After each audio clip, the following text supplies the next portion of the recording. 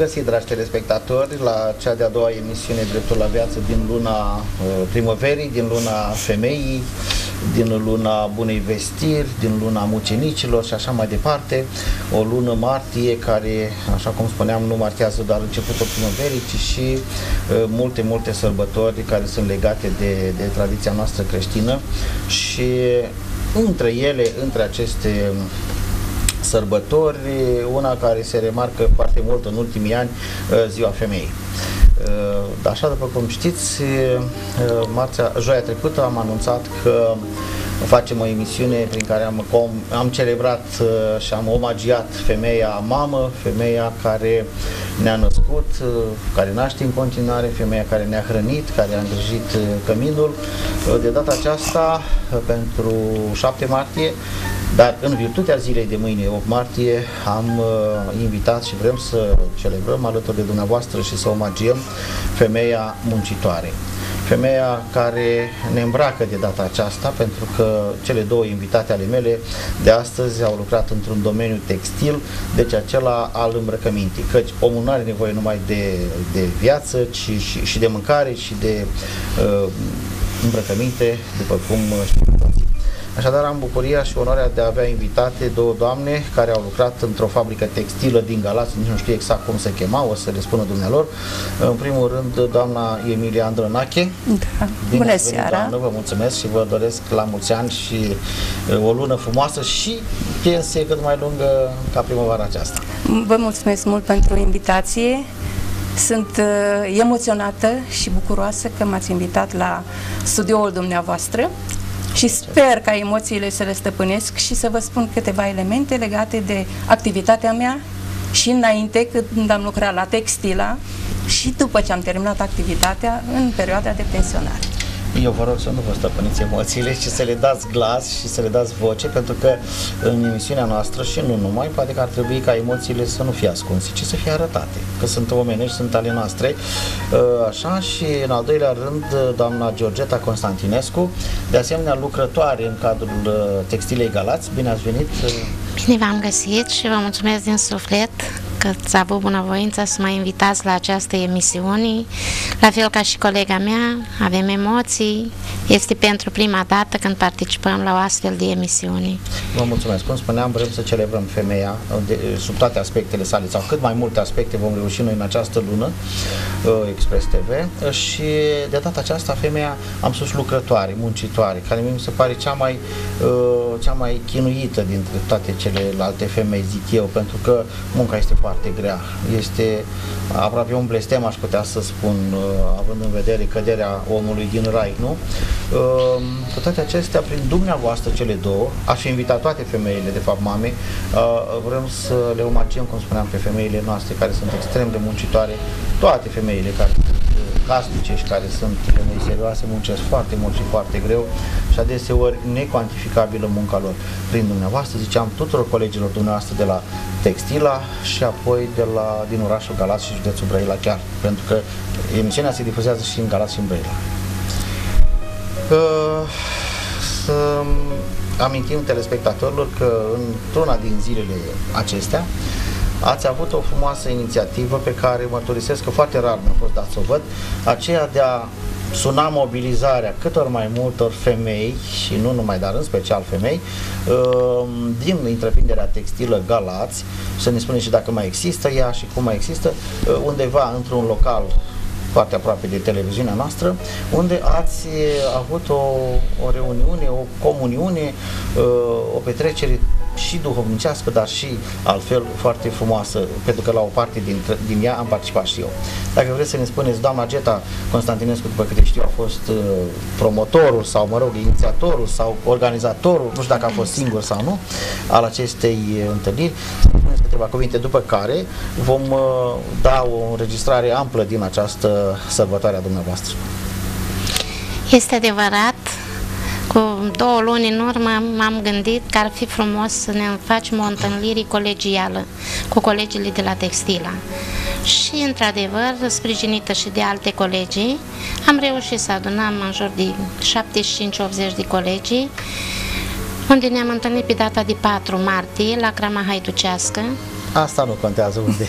Da, Dar și au venit, au răspuns la apelul nostru solemn, au fost foarte mulțumite de felul cum au fost primită, cum a fost organizată această întâlnire colegială.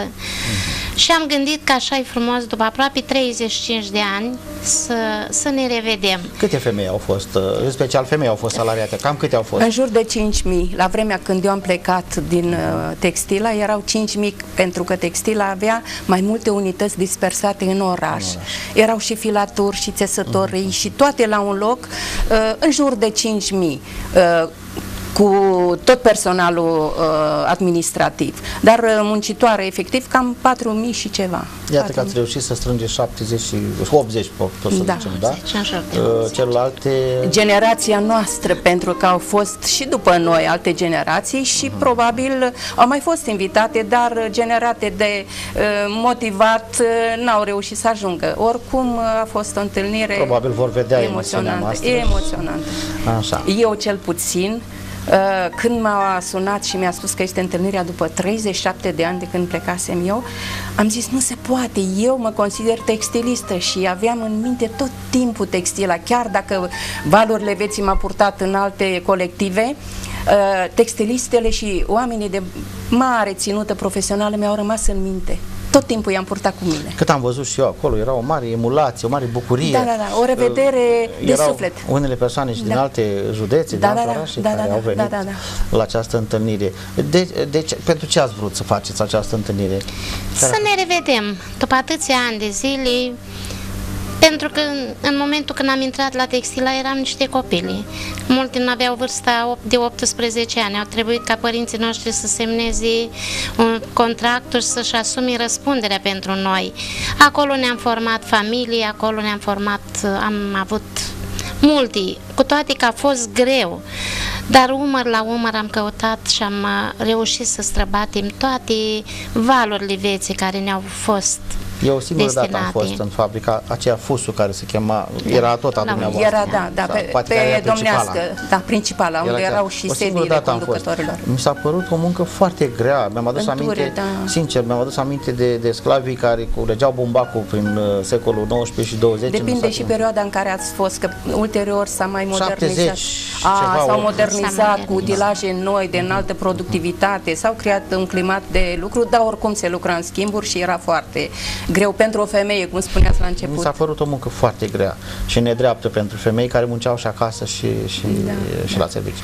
A mai rămas ceva din întreprinderea aceasta textilă? În momentul în care am văzut fetele la întâlnirea aceasta, m-a dus gândul la cum arăta această unitate când i-am deschis porțile, când am intrat pentru prima dată și am primit statutul de om al muncii acolo. Și acum au dispărut până și clădirile. Și la unitatea unde am fost prima dată încadrată este practicherul. Și mai mă duc și mai fac cumpărături acolo și când văd practicerul și mi-amintesc ce unitate reprezentativă pentru harta economică a orașului și a județului Galați, mă apucă niște emoții și îmi dau lacrimile, sincer. Probabil că sunt filme și poze, pentru că acum e greu să Problema e că trebuia puse în loc tot unități economice, nu neapărat acolo, dar faptul că jumătate din populația Galațiului o reprezintă femeile și numărul șomerilor, ponderea o au femeile în orașul Galați, mă gândesc că este necesar să se gândească cei care ne conduc de sus, să se asigure locuri de muncă și pentru femei. Asta e o părere de un om care...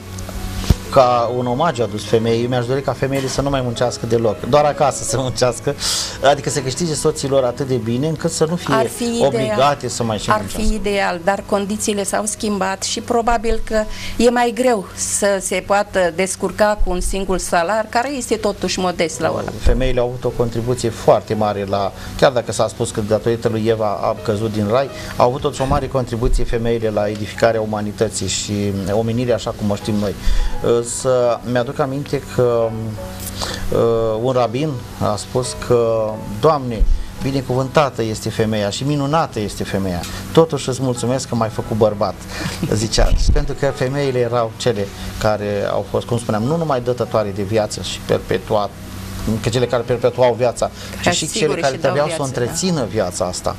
Pentru că e ușor să naști copil până la urmă, dintr-un punct de vedere privit, e simplu. E frumos. Dar e mai greu să continui să dai viață zi de zi soțului tău, copiilor tăi și mediului din jur. Ați avut probleme așa mari în perioada aceea, înainte de 89, erați respectate, ați lucrat și după așa zisa Revoluție? Am lucrat după 89, dar n-am mai lucrat la textil. Nu, care ați lucrat în textilă, ați lucrat și după aia? Când s-au închis astea? În 98. Aha, deci în 98 am luat ordonanță și am plecat din textila. Spuneți-mi, era vreo diferență în bine sau în rău după 89 ca tratament, ca respect pentru munca de asta? Deci după Revoluție nu s-a mai ținut cont de respect, de disciplină, fiecare vorbeau după cum gândeau, vroiau drepturi multe, vroiau și mult mai bine era înainte de Revoluție, era o disciplină, era o conducere care într-adevăr trebuia să ținem cont, să ne încadrăm în regulile de disciplină, mai multă ordine. Deci nu sunteți nostalgice după perioada aceea, nu? Deci cum a apărut Revoluția, după Revoluție tot a început să decadă și respect, și disciplină, și munca, și deci era ca un haos. Și totuși am văzut acolo pe fețele colegilor dumneavoastră o mare bucurie și am zis, domnule, eu puține colective am văzut atât de unite. Uitați, noi am făcut o petrecere, așa zis, la terminarea facultății la 5 ani. Am reușit să o facem. La vreo 15 ani n-am mai reușit să ne mai întâlnim Bine, eram și mai dispersați în țară, e adevărat, noi am făcut la Iași, n-am mai reușit să mai facem și eram într-o clasă, eram 30-40 de studenți. N-am reușit să mai facem. Ce trăiri au fost acolo? Ne-am detașat total de tot ce nu ne-a convenit, tot ce nu ne-a plăcut și acolo bucuria revederii a primat și nu ne-am gândit la nimic la ce nu ne-a plăcut înainte. A fost frumoasă întâlnirea, a fost frumoasă revederea, a fost, zic eu, mirarea cât suntem de schimbate față de cum eram pe vremuri, schimbate așa pentru că vremea își pune amprenta asupra fiecăruia, da. Dar bucuria revederii a făcut ca să nu se simtă tristețea și supărarea. Însă în sufletul fiecăruia există o doză de tristețe, că nu un mai... amestec așa, de sentimente. Da. Am văzut dar asta. Nu vrem să ne lăsăm capacitate. Eu vă spun că n-am ieșit la pensie, mă gândeam ce am să fac eu. Nu, dacă ne folosim timpul constructiv, dacă ne umplem frumos, dacă ne întâlnim, dacă ne vedem, dacă ne revedem, uităm de dramele vieții, pentru că am trecut prin drame cumplite, au plecat cei dragi de lângă noi, am crezut că ne prăbușim. Ne-a dat Dumnezeu putere și mergem mai departe. Am văzut că a ținut și un moment de reculegere acolo. De altfel, trebuie să spunem telespectatorilor, vor și vedea cei care vor avea curiozitatea să vadă emisiunea, că a fost invitată și Episcopia Galați și a trimis un reprezentant de seamă, zic eu, protopopul de Galați, Părintele Buruiană, care a ținut un cuvânt foarte frumos, foarte adecvat, sărbătorii, întâlnirii dumneavoastră și chiar conținutul mesajului mi-a plăcut foarte mult. Deci ați reușit. Tot femeile sunt fruntea. Cum faceți dumneavoastră, că mereu ne o luați înainte? Păi în spatele fiecărui bărbat puternic cine se află. Dar acum noi care suntem singure ne mobilizăm, ne încurajăm și mergem mai departe. Le facem pe toate și cât vrea Dumnezeu ne întărește și nu ne descurajăm. Da, ați avut o colegă despre care eu mă trezesc că nu prea am cultura asta a muzicii populare, dar am înțeles că Elena Pădure, o doamnă, Elena Pădure, a lucrat în fabrică, eu eram la CTC, exact așa cum spunea ea de la început. A fost cu noi, dar puțin a lucrat, câțiva ani și a fost promovată la Centrul de Cultură. Dar iată că după 40 de ani aproape, nu v-a uitat și a venit. Nu. Pe toată lumea le reținea așa și s-a bucurat. Am înțeles că locuiește în altă parte. Locuiește la Suceava. În Brașov locuiește. A fost în Brașov și se pare, în Brașov locuiește. Dar are locuință și în Suceava. Probabil, nu. Părinții sunt din Suceava. Părinții din Suceava. Și locuiește în Brașov și iată a venit la petrecerea dumneavoastră. Este mare lucru. Eu ce să zic, vă felicit pentru că ați reușit să vă întâlniți. Nu mai simpla întâlnire după atâția ani de zile, că nu prea cred că s-a mâncat așa de mult acolo sau s-a băut așa de mult, mai degrabă a fost suficient și meniul care bucuria revederii. Flori foarte multe am văzut acolo și avea și vreo 5-6 bărbăței pe acolo. Colegi de serviciu. Erau colegi de serviciu, da? Ei, deci nu se ce s-au bucurat, au fost niște răsfățați, ați văzut? Păi cred, între atâtea femei acolo. Dar ei erau obișnuiți, pentru că și în întreaga activitate tot în minoritate au fost. Ponderea, tot femeile au fost și în activitatea de producție. Eu v-aș propune acum să le oferim telespectatorilor filmulețul pe care noi l-am făcut acolo de circa 25 de minute. Am făcut un montaj cu deschiderea acelei întâlniri, cu cuvântarea părintelui, așa, și după aceea revenim în studio pentru a face iarăși niște urări de final, pentru că emisiunea în întregime ei are aproape o oră, da, și vom da montajul făcut de acolo și ce... Sper că nu se văd prea mare emoțiile. Acum nu putem vedea, însă le veți putea vedea odată cu telespectatorii. Mai reduceți din ele acolo, unde vedeți că ne-am nu știu, eu nu mă pricep la montaj, sunt alți oameni de specialitate. De emoții, deci reduceți. să urmărim filmulețul și apoi revenim în studio.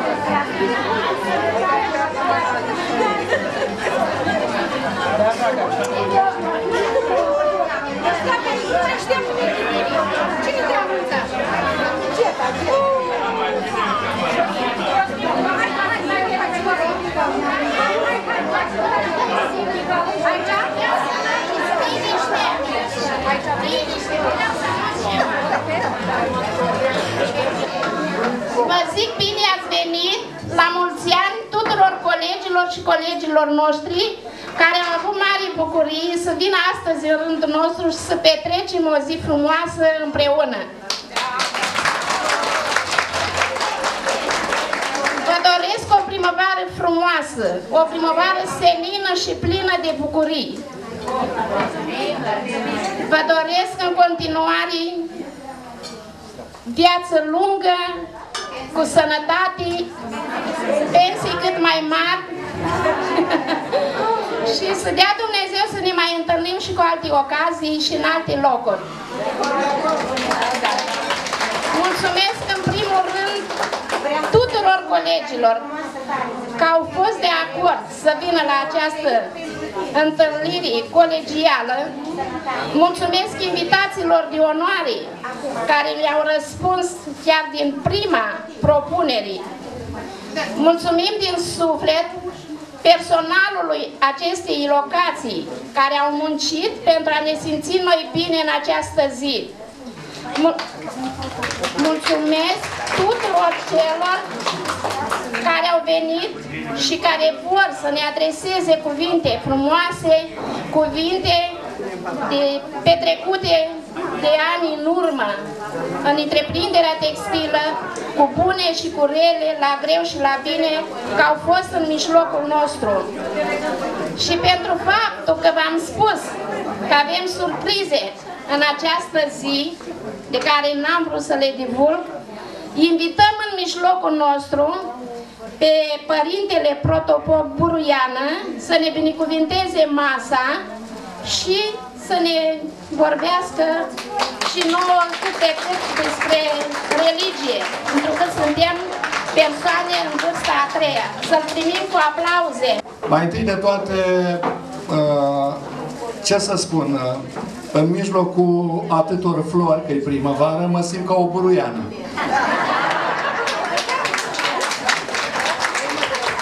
Cu speranța că aș putea să fiu o buruiană de leac. În al doilea rând, aș vrea să vă felicit pentru ceea ce ați reușit să faceți astăzi. Și anume pentru faptul că v-ați lăsat rosturi, treburi, probleme, bucurii, necazuri, suferințe, împliniri și toate celelalte și ați dori să fiți aici împreună. Vă felicit pentru aceasta și mă gândesc la un cuvânt din Sfânta Scriptură care spune cam așa: cât este de bine și cât este de frumos să viețuiască frații în unire. Faptul că dumneavoastră sunteți aici după atâția ani înseamnă că ați reușit ca atunci, acolo, să creați o familie. Că ați reușit să vă lăsați la poarta întreprinderii problemele, grijile și chiar particularitățile temperamentale ale fiecăruia. În viața de familie ne alegem tovarășul de viață, soțul, soția. La serviciu ne întâlnim cu niște oameni care au felul lor de a fi, felul lor de a se purta, felul lor de a reacționa la anumite privințe. Fiecare vine cu sestrea lui temperamentală și comportamentală. Ați reușit, se pare, să depășiți asperitățile și ați rămas, după atâția ani, o familie și vă felicit pentru aceasta. Mă aflu aici din delegarea înalt preasfințitului Părintelui nostru Casian Crăciun, arhiepiscopul Dunării de Jos, care ar fi fost onorat să vină în mijlocul dumneavoastră. Odată pentru gândul și fapta frumoasă pe care o săvârșiți și a doua oară, dar nu în ultimul rând, pentru faptul că biserica trăiește și se susține în special prin implicarea femeii. În perioada de persecuții, unul din filozofii, dar și persecutorii creștini, rămâne extaziat pur și simplu în fața creștinilor din vremea aceea și spune: ce mame minunate au creștinii. Și știm cu toții că la căpătâiul copilului veghează femeia. Știm cu toții că educația copilului începe în primul rând cu mama. Știm de asemenea cu toții că echilibrul unei vieți de familie este dat de asumarea femeii. Bărbatul, se spune în popor, este capul familiei, femeia este gâtul. O femeie înțeleaptă a știut întotdeauna cum trebuie să pună problema ca să rezolve problemele de familie, dar să protejeze, să menajeze și uneori ambiția, mai mult sau mai puțin justificată, a bărbatului. O femeie înțeleaptă nu va bate niciodată cu pumnul în masă să spună: bărbate, așa trebuie să facem. Ci femeia înțeleaptă va spune: bărbate, ai avut dreptate când spuneai tu să facem așa și așa. Și dumneavoastră știți foarte bine aceste lucruri. Femeia este cea care este cea mai prezentă în viața bisericii. Este prezentă cu paiul de lumânare la rugăciune, își ia fiul sau nepoțelul de mână și îl duce la rugăciune la biserică, îl învață prima rugăciune și mai ales îl învață frica de Dumnezeu și sfiala, rușinea față de oameni. Adică învață copilul să se comporte de așa manieră încât să nu-l jignească pe Dumnezeu prin păcate sau prin mod de comportare neadecvat, dar nici să nu rănească pe cei din jurul său. De aceea omul cu frică de Dumnezeu este un om cu minte, un om corect. Și aceasta sau acest lucru vi-l datorăm dumneavoastră. Nu aș vrea să mai rămân foarte mult în această vorbire a mea. Încă o dată vă felicit, vă exprim prețuirea și respectul personal, dar și instituțional față de dumneavoastră și de ceea ce însemnați în viața de familie, dar și în societate. Să vă dea Dumnezeu bucurii, să vă dea Dumnezeu satisfacții, să vă dea Dumnezeu împliniri, mai ales pentru cei dragi, pentru că știm că cel mai adesea trăim prin copiii și nepoții noștri, dar mai ales pentru ei și dorim ca ei să realizeze ceea ce noi ne-am propus, dar poate nu am reușit să facem. Să vă mângâie Dumnezeu în toate încercările și să vă dea satisfacții și să găsiți mereu pretexte, că motive aveți, să vă întâlniți cât mai des și să vă întâlniți frumos și să ne dați pildă frumoasă și nouă tuturor. Așa cum se cuvine la o masă creștinească, acum cred că este vremea să facem și rugăciunea potrivită. Și o să vă rog să rostim cu toții rugăciunea Tatăl nostru. Tatăl nostru care ești în ceruri, sfințească-se numele Tău, vie împărăția Ta, facă-se voia Ta, precum în cer, așa și pe pământ. Pâinea noastră cea de toate zilele, dă-ne nouă astăzi și ne iartă nouă greșelile noastre, precum și noi iertăm greșiților noștri. Și nu ne duce pe noi în ispită, ci ne izbăvește de cel viclean. Amin. Doamne Iisuse Hristoase, Dumnezeul nostru, însuți te rugăm, binecuvintează pe robii Tăi care sunt de față la această sfântă și dumnezeiască rugăciune și la această comuniune. Binecuvintează și pe cei pe care fiecare dintre noi îi pomenim în gândurile noastre. Dăruiește, Doamne, robilor Tăi, sănătate, binecuvântare, spor și întru toate bună sporire. La mulți și binecuvântați ani. Să fiți sănătoase, să fiți sănătoși și să ne bucurăm ori de câte ori am posibilitatea să ne întâlnim. Doamne ajută! Părinte, vă mulțumim din tot sufletul că ați avut bunăvoință și mare dragoste de a veni în mijlocul nostru. Vă dorim multă sănătate și totodată transmiteți-i preaînaltului preasfințit Casianu multă sănătate din partea noastră și vă mai așteptăm cu drag și cu altă ocazie în mijlocul nostru. Da. Vă mulțumim! La propunerea unei colegi a dumneavoastră care nu ne atrage atenția, dar ne amintește și vă amintește și dumneavoastră că o parte nu au continuat drumul pe această lume cu noi. Nu venim toți odată pe pământ, nu plecăm toți odată. Pentru cei dintre colegii dumneavoastră, dintre colegele dumneavoastră care au trecut la Domnul, vă rugăm un moment de reculegere, un moment în care să ne amintim de toți și de fiecare în parte, să învățăm din experiența lor de viață lucruri bune și exemplu pozitiv, să ne cerem implicit iertare dacă cumva le-am greșit vreodată și să avem certitudinea că ei astăzi sunt împreună cu dumneavoastră aici. Așa cum am spus, cât este de bine și cât este de frumos să viețuiască frații în unire. Biserica, din punct de vedere instituțional, nu clădire, înseamnă biserică luptătoare și biserică triumfătoare. Biserica luptătoare sunt cei care sunt pe pământ și se luptă, trudesc pentru mântuire. Suntem noi toți care încă mai viețuim pe acest pământ. Biserica triumfătoare este alcătuită din sufletele celor care au plecat dintre noi, dar care rămân printre noi prin rugăciune. Așadar, un moment de rugăciune, de reculegere pentru cei plecați dintre noi. Veșnică pomenire, veșnică pomenire, veșnică lor pomenire. Dumnezeu să ierte, să-i odihnească și cu drepții să-i numere, iar pe noi să ne miluiască ca un bun și de oameni iubitori.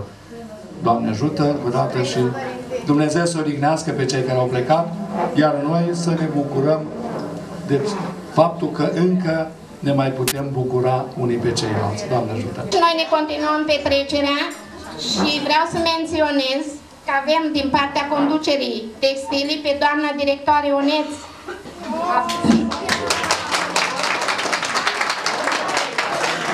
Tot de la conducerea textilei avem șeful de cadre, domnul Sandu Nicu. Tot din conducerea întreprinderii care a lucrat mai puțin cu noi, dar ne-a călăuzit pașii la foruri mai superioare, este doamna Emilia Andronache. Și toți sunteți invitați de onoare, toți sunteți bineveniți și dorim ca să facem o petrecere să ne rămână amintire. Așteptăm, ne-a promis că vine și doamna directoare de la Liceul Textil. Este? Nu văd. Doamna directoare Săraru Mirela.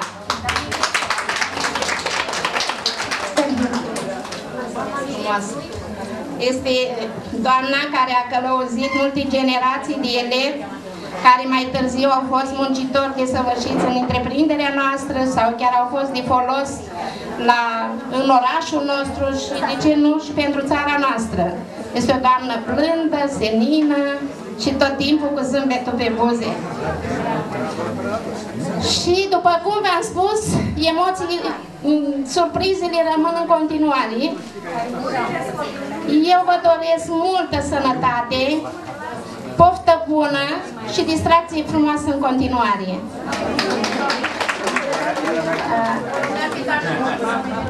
L-am găsit și sunt bucuroasă că măcar cu o parte ne mai întâlnim după atâția ani când textila nu mai este, dar noi existăm totuși. Da. Mulțumesc. În primul rând trebuie să felicit colectivul care a avut ideea să ne întâlnim ca foști textiliști. Și cineva de aici chiar spunea că ar fi bine să ne vedem o dată pe an, tot sub textila.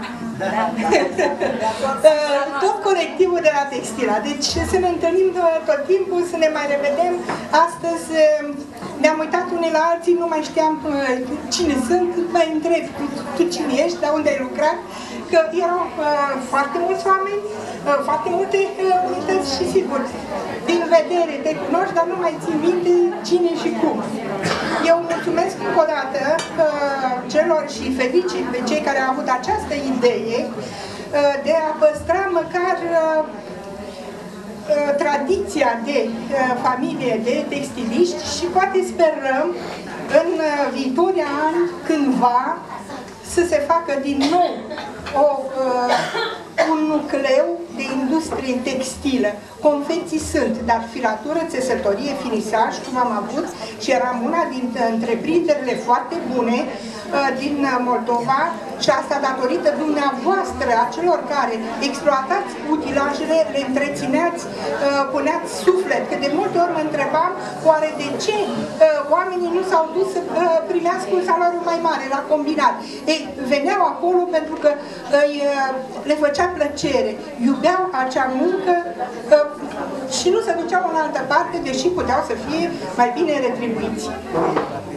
Deci, spun, în primul rând, la mulți ani, să trăim mulți ani fericiți, alături de toate familiile noastre și ce să vă mai zic? Pensie lungă. Pensie lungă, da! Oricât nimic ar fi, dar lungă să fie, sigur că da. Mulțumesc! Mulțumesc!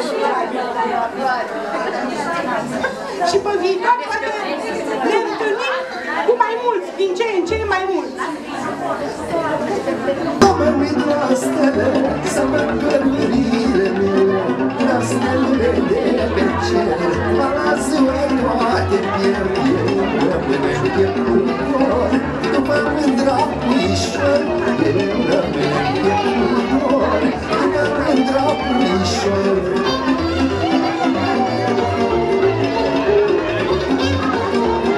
Inima bună, mi-ați luat cea luna, să mai fac inima bună. Populară Elena Pădure.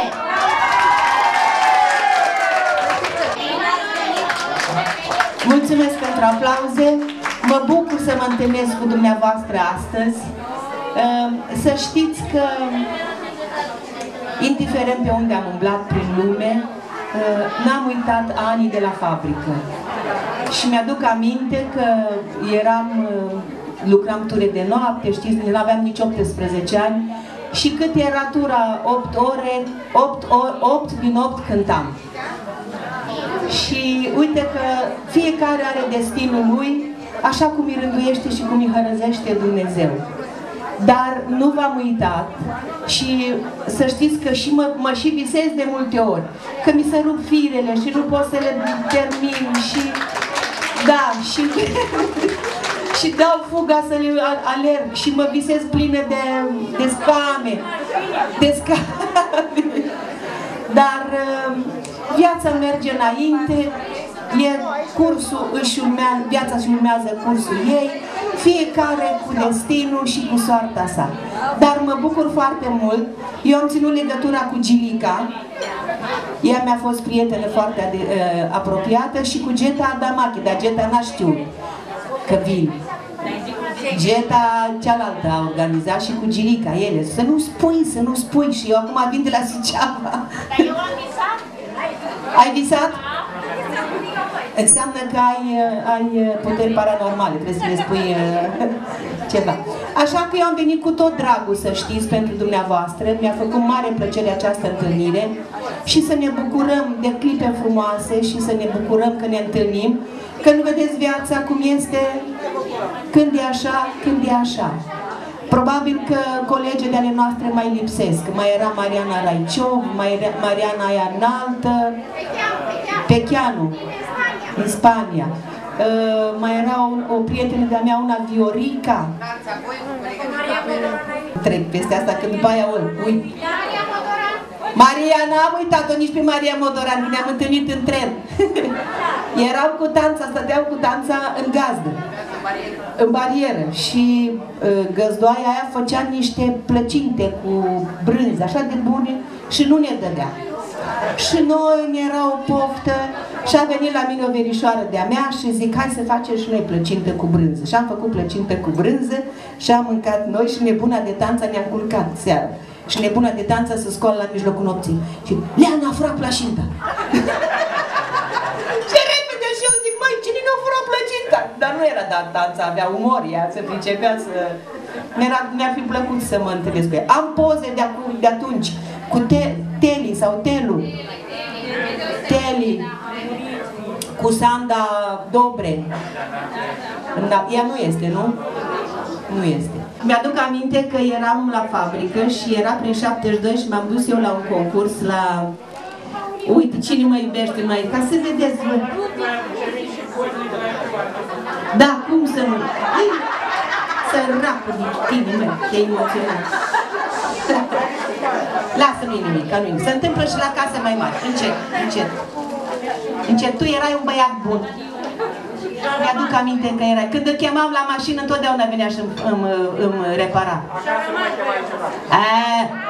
Eram cu minte, măi, băiete, măi, atunci.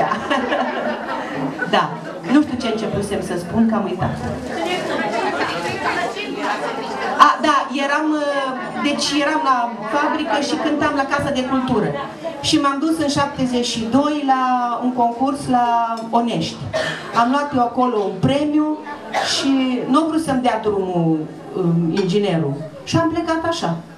Și am plecat și când am venit, scandal mare, m-a pus la mătură, știi când ne punea la mătură, care întârzia, care... M-a pus la mătură. Și m-a chemat la ingineră.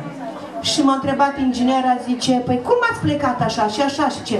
O să faceți carieră din cântat? Dar eu habar n-aveam ce era aia carieră. Și zic, da! Și uite că s-a adeverit. Mulțumesc tare mult! Și acum vă invit la joc, dragilor.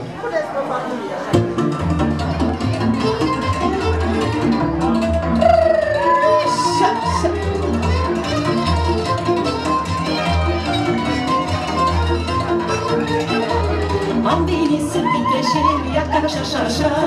Voie bună să avem, uite, uite așa. Am venit să fii creștini, ia ca așa, așa. Voie bună să avem, uite, uite așa. Că aici ai lume bună, o te trece o săptămână. Aici ai lume aleasă, de grabă nu mergi acasă. Când așa lăutari, îi joacă numai gospodari. Am venit aici la voi, ia ca așa, așa. Să bagă capii la noi, uite, uite așa. Am venit aici la voi, ia ca așa, așa. Să bagă capii la noi, uite, uite așa. Moșioane, unde stai, capii la muzică, dar e să prinde putere, că și nu poate nimeni zbere. La șușește muzica, și muzica, cum se face, mă, dovadă. Am la dizmetat pe nou, ia ca așa, așa. Și fac păruntul pe nou, uite, uite așa. Am la dizmetat pe nou, ia ca așa, așa. Și fac păruntul pe nou, uite, uite așa. Noi cruțați și zilii mei, cu te-atiri zilire. Și apoi doi îmbătrâni, nimărui noi trebuie. Pe 60 și ghini era. Jucam cu mărița. Velele mama sunat, ia ca așa, așa. Pământul de când îl bate, uite, uite așa. Velele mama sunat, ia ca așa, așa. Pământul de când îl bate, uite, uite așa. Oia când am coborât, că nici de când am primit. Dar și ne mai bănuiește, cam un joc nu se gatește. Oia când am hodinit, băi, jocul iarăși l-am vorbit, ia ca așa, așa, băi. După acest frumos filmuleț, așa, care sperăm că au răscolit inimile tuturor celor care au legătură cu femeile care au lucrat în întreprinderea textilă Galați, revenim în studio pentru a da cuvântul de final doamnelor, așa cum am spus, care doresc să ne spună câte ceva despre această întâlnire, despre sărbătoarelor, despre, eu știu, ce le doresc dumnealor celorlalte femei. Cine dintre dumneavoastră vrea să înceapă? V-ați notat, am văzut ceva acolo. Păi ce să transmitem? Ca toate femeile din lume să aibă o primăvară frumoasă, o primăvară senină, plină de bucurii. Asta am spus în final, mai avem câteva minute, dacă aveți ceva gânduri acolo pe care le-ați imortalizat dumneavoastră pentru a le transmite, nu? Eu atât am o urare. Așa, atunci faceți urarea pe care doriți să o faceți femeilor textiliste și celor care sunt tineri la ora asta, că bănesc că mai există textila în Galați, nu? Nu mai există, dar se înființează, m-a anunțat doamna directoare, se înființează iarăși textila. Sunt gândiri, sunt la stadiul de proiect. Păi avem și noi nevoie de textile pe noi, nu? Se importă acum și ne îmbracă. Da. Păi dacă am fi bogații Europei, nu ar fi o problemă. Se produceau textile de foarte mare calitate, erau căutate de export, de cei care ne luau exportul nostru, dar acum importăm noi. Niciodată nu e prea târziu. Românii sunt inventivi, sunt capacitați, sunt Deci dacă aveți să le transmiteți mulțumiri colegilor care au fost, care n-au fost și tuturor celelalte femei, aveți ocazia să o faceți. Este emisiunea dumneavoastră. Ca să zic. Vreau să mulțumesc tuturor colegilor care au participat la această întâlnire care a fost organizată. Mulțumesc din suflet și conducerii unității oaspeți de onoare care au fost primiți. Mulțumim și Episcopiei Galați pentru părintele care ne l-a trimis și ne-a ținut cuvinte frumoase și ne-a urat viață frumoasă.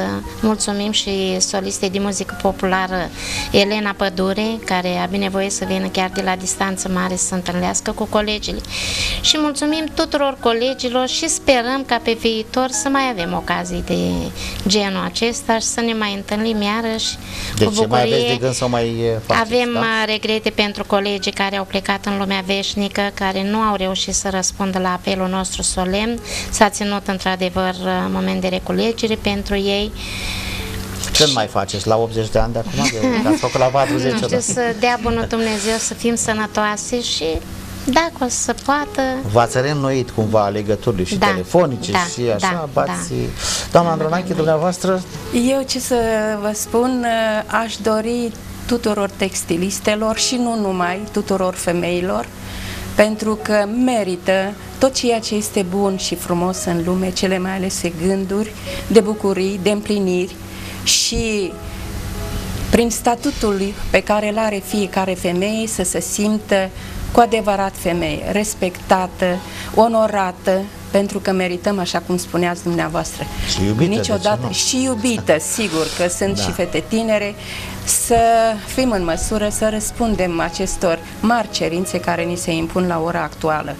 Sunt greutăți, sunt dezechilibre, dar nimic nu se poate face fără efort, fără mobilizare, fără voință, fără credință în Dumnezeu care ne dă putere să mergem mai departe și ne ajută să rezolvăm lucruri pe care ne minunăm că am reușit să le realizăm. Încă o dată, la mulți ani de Ziua Femeii și nu numai, pentru că noi considerăm că ziua noastră este în fiecare zi, chiar dacă nu sărbătorită, dar măcar prin muncă. Sigur, dar luna aceasta cu predilecție, luna martie, este luna, cum spuneam, sărbătorilor despre care am vorbit mai înainte, dintre care în tradiția noastră populară se detașează Ziua Femeii. Nu? Așa este, 8 martie, ziua de mâine, deci așa transmitem și noi tuturor femeilor din Galați și Brăila la mulți ani, așa cum se spune în primul rând. În al doilea rând le transmit eu să nu-și piardă darul acela al 6-lea simț pe care l-au de la Dumnezeu, darul sensibilității, darul acela care face viața aceasta nu numai suportabilă, dar chiar să fie trăită la superlativ atunci când apare o femeie în mijlocul oamenilor, în mijlocul bărbaților. Și de ce nu ne-am dorit să fie femeia implicată și mai mult în deciziile sociale care se iau la nivel de Galați, la nivel de țară, pentru că am văzut că atunci când femeile intervin, chiar dacă s-a spus că au stârnit și multe războaie și multe nedumeriri, au făcut totuși mai mult echilibru și mai multă pace și liniște în lume decât au reușit să facă bărbații. Vă mulțumim, dragi telespectatori, pentru atenția pe care probabil ne-ați acordat-o, chiar dacă la concurență cu un mare meci, am înțeles, de fotbal. Pentru cei care nu reușiți să o vedeți sau nu ați reușit să o vedeți în această seară, să știți că emisiunea va fi redifuzată în reluare marțea viitoare, de la orele 14 la 15 după amiază, și vom vedea, după ce vor vedea și alți telespectatori, dacă nu vom mai reprograma-o cumva și prin vară. Până atunci, în joia viitoare, Gheorghe Tiber vă dorește o zi frumoasă, o seară frumoasă și o zi plăcută mâine cu toate femeile noastre, după care sănătate și credință, așa cum a spus doamna Andronache, și ceilalți, pentru că aceasta ne trebuie la toți. O seară plăcută, la revedere!